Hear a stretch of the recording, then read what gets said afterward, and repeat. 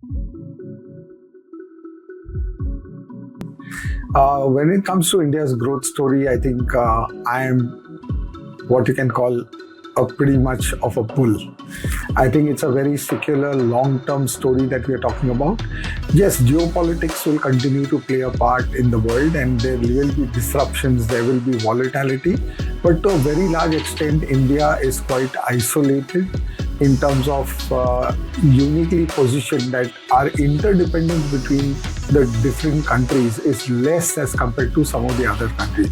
To that extent, I'm saying isolated in the sense that we can run our own economy through just the sheer population of us, and the disruptions will be far lesser for India as compared to many of the other countries. So when I look at the future, I see the future to be very, very bright.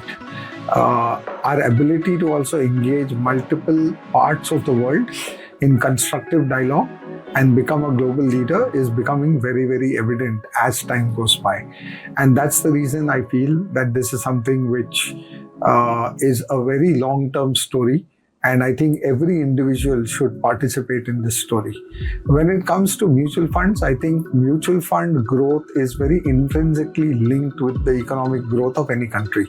And we have seen this in Japan in the past, we have seen this in the US in the past.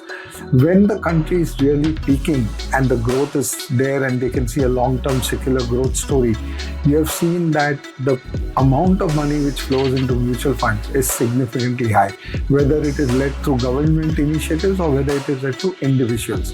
What we've seen in India is our penetration to GDP just about 20% today, whereas in most of the developed world it's about 60%, 80%, or in US like it's more than 110%. So clearly there is a huge scope that we have in India in terms of more people participating in the India growth story through mutual funds. And clearly this is evident from the point of view of the SIP story that we are seeing, where today 29,000 crores of money is collected every month. Majority, nearly 90% or plus, is into equity or hybrid funds. So I think that itself shows that more people want to participate. Another significant change which has happened is that real estate, which used to be one of the favorites of Indians, has gone down a little bit. And that money, which is typically locked in for a much longer period of time, has started to move towards financial assets. So I think both the India growth story and the mutual fund growth story, I have a very positive view on today.